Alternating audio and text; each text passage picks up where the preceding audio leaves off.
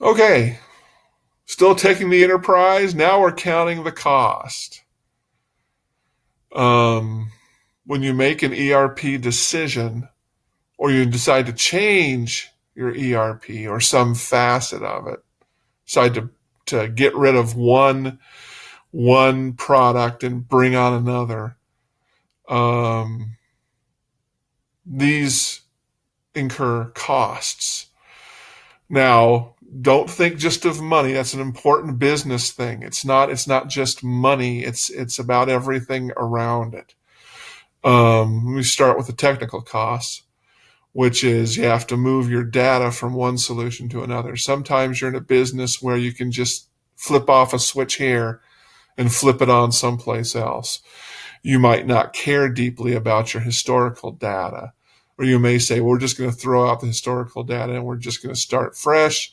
And whatever historical data we get from here on out is going to start at this point. It's not horrible.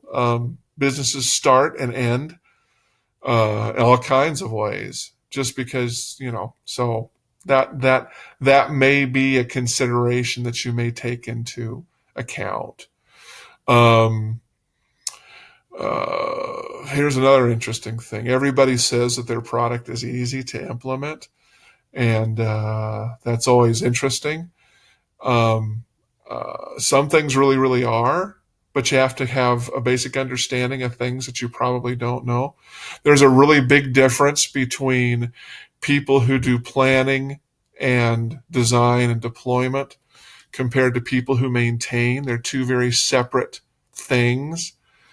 Sometimes you can have the same person do both. I personally, I've always been more of a, I like to bring in new solutions, bring them up to speed, and then I like to hand them off to other people to maintain. I'm not interested in maintaining, things particularly.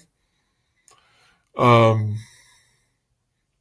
so you're always going to have to bring in help to take care of the things that you really don't have the staff for. And you probably shouldn't have the staff for it, because if you've been in maintenance mode, you don't have people who you can just say, okay, stop doing maintenance now and go and do something else. You still need people to do the maintenance of what's going on now.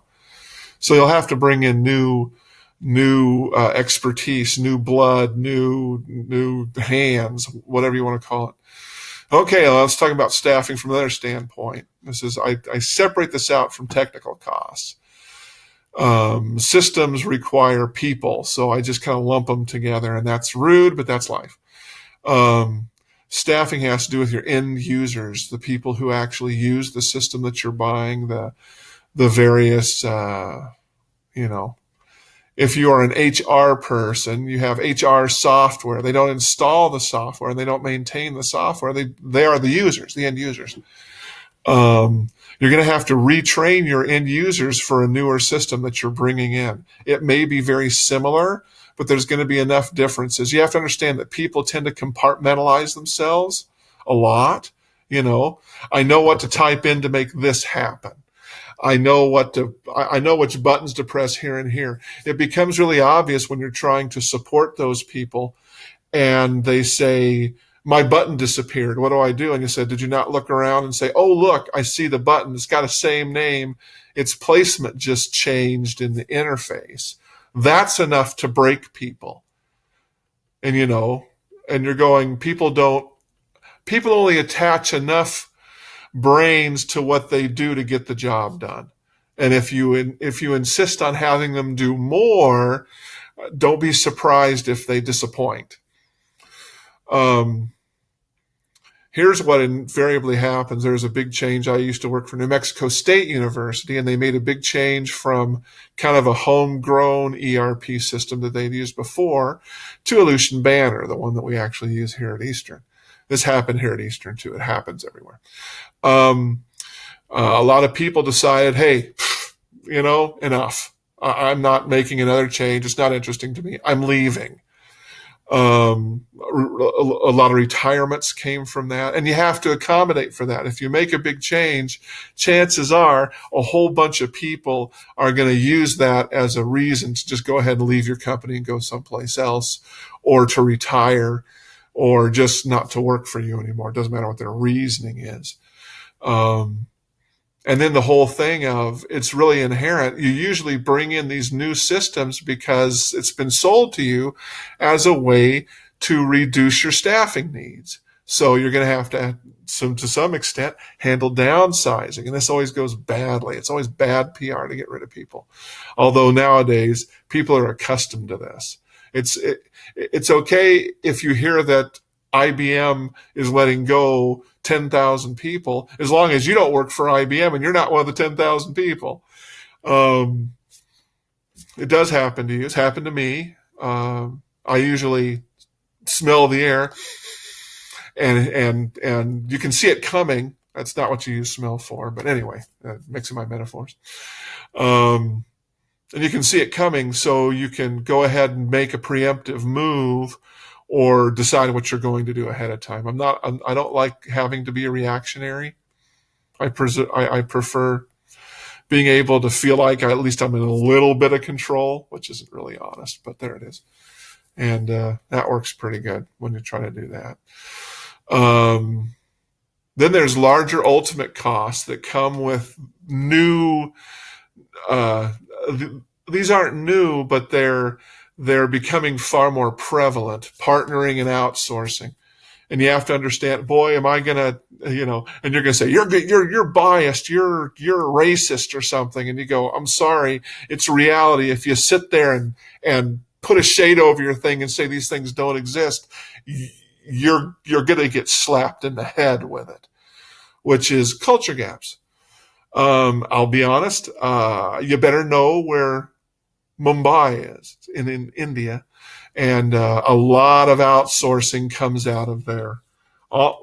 When you call a technical support line, invariably, especially with the companies I deal with, they may be American companies, have nice American sounding names, and might have a CEO title that's very American sounding. But guess what? The people you're talking to, they live in Mumbai, and sometimes you have to really strain because the accent's quite a bit different, and just their manner, the way they do things is different, and you have to accommodate that. And I'm not going to sit here and tell you a lot about how that works because I don't want to invite those kinds of accusations. You're biased. You're evil. Says, all right, find out on your own. Just know from experience that this is real, and you can't sit there and say, oh, no, we don't have a problem with that. So it doesn't matter what you think you're going to have. You're going to have problems with it because these things are real. Okay. And the inherent thing that happens out of all this, which is a loss of control. You think you run your company, and you find out that you do no such thing.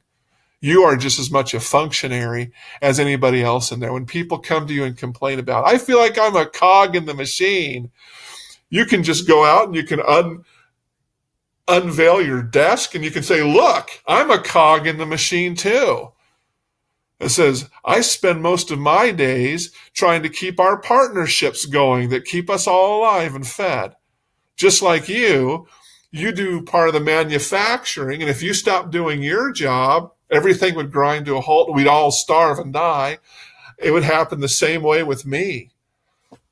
I might make more money than you do, but really when it comes down to it, I'm just a functionary too. A board of directors could just as easily decide that I'm not making good business decisions, and I'm out the door just like you are.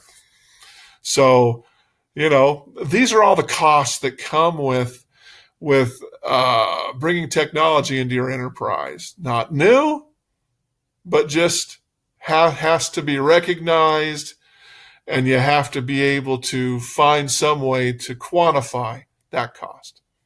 More later. Bye. Oh,